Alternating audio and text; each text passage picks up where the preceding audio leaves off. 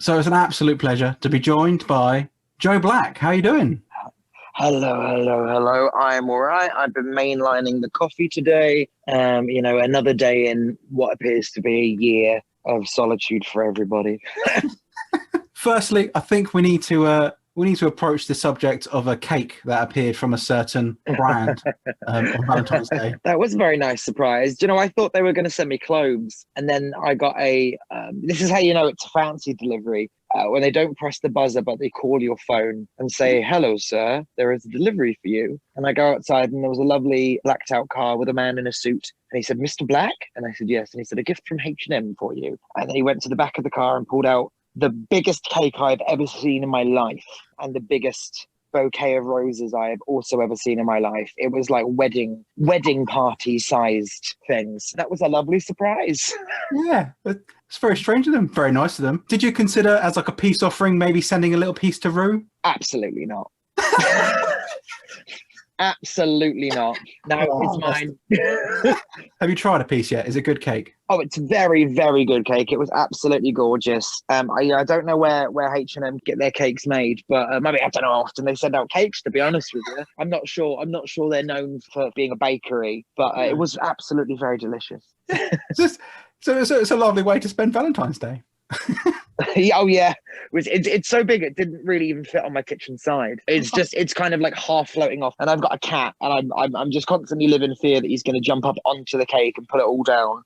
But he's just sort of passed out next to me at the moment in a jumper. Right. So obviously, I've actually known. Well, actually, I've played a gig with you before. We're talking about 15 odd years ago now, when you first started out in Portsmouth. Your act has obviously grown and changed a lot throughout that time from when you first started. Did you actually apply for the first series of UK Drag Race, or did you wait until the second time round? No, I applied for season one as well. Didn't get any particular steps forward with it, but then season two got all the way, which was nice. I applied for season one. I actually also previously applied for the American one when I thought that there was like this rumor that you didn't need to be based in America to do it for this particular season. So off I went and applied, and then I got all the paperwork, and it said, please attach your right to work in America. I was like, well, I don't have that, so I guess I put an end to that one. Do you know what was different this time around? I think for the audition process, I think in the first one, I was very calculated in my audition. I was maybe a little bit robotic in the second one, because I was like, there were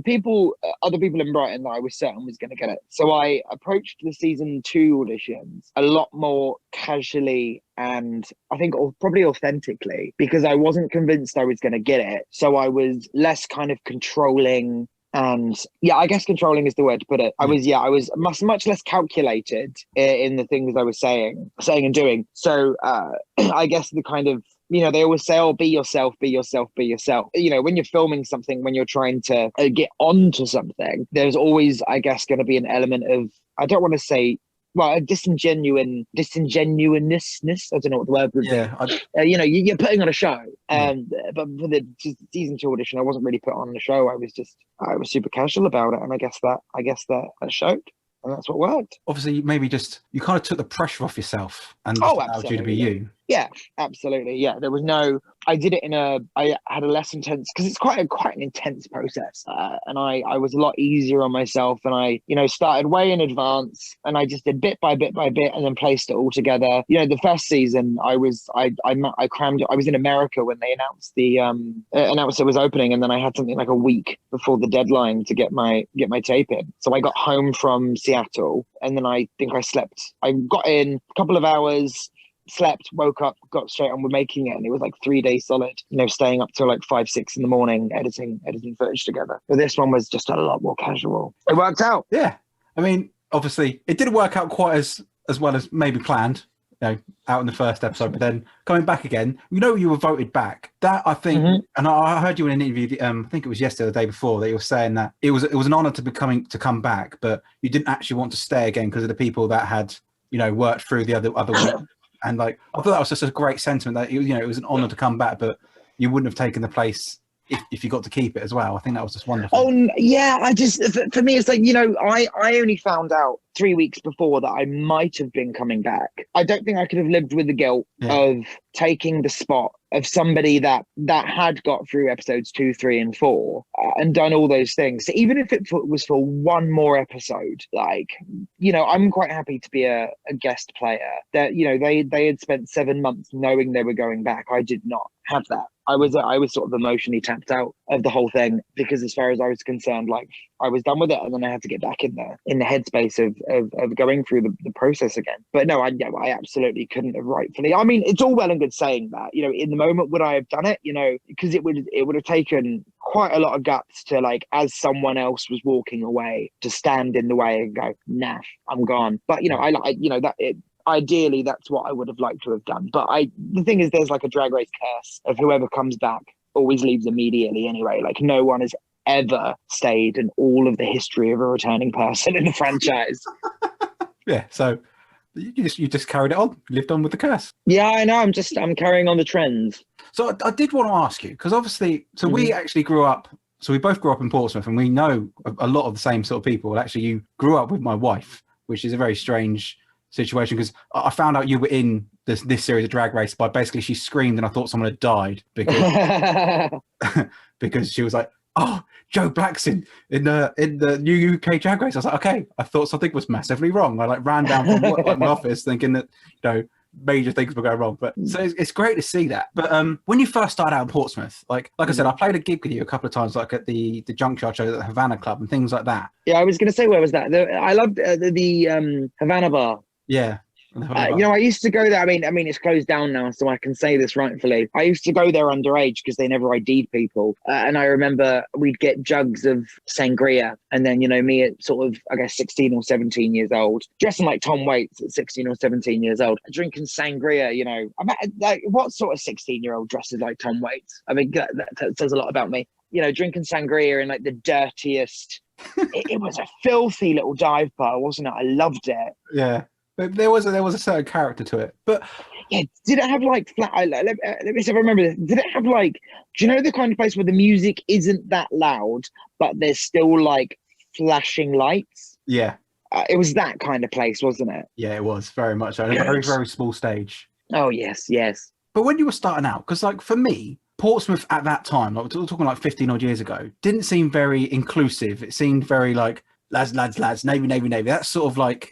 That was the sort of feeling I got from it. So when you were starting with your act, was it a bit of a challenge to come forward and like, because I just know like Brighton's obviously a very more inclusive, accepting sort of place.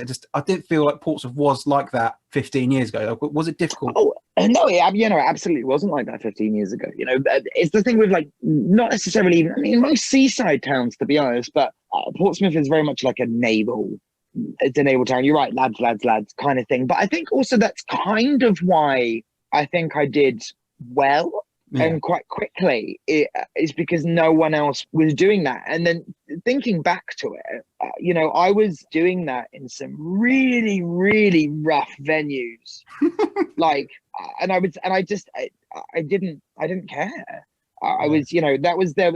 I think, even with all the, well, now more sort of glammy, but underneath all the makeup and piano and accordion playing, ultimately, I think what I do is certainly got an element of kind of punkness about it. Yeah. A real kind of like, I'm going to do this whether you like it or not. And even now, if I might be in an ostrich feather boa and a sequin dress, but I'm still going to go out there. I might be doing, songs from the 30s, but it's, for me, still has a real element of like, this is me, here you go. Yeah. And I think that's what people like about it. And I think, Portsmouth, it was such a juxtaposition, I think that's the word I'm looking for, of a very kind of, but the thing is, the local music scene was really, really thriving in Portsmouth. Yeah.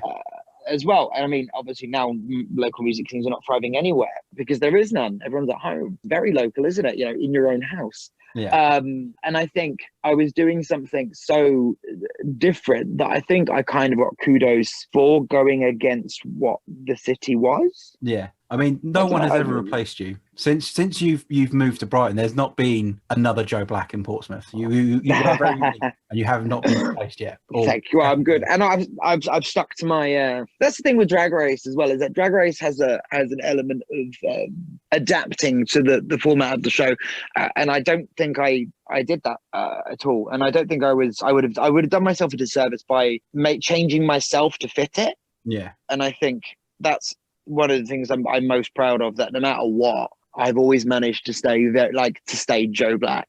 Yeah. Regardless. I mean, obviously I've moved with the times and it's developed and changed, but that's been for no one but me. Yeah. I mean, from watching you on Drag Race, I could see an honesty that was there from, like, you know, like I said, like 15 odd years ago. There was still that element of your performance all the way through. Like, that's not changed. That was definitely still you. You hadn't played up to the cameras or anything like that. No, I to be honest, I forgot the cameras were there most of the time.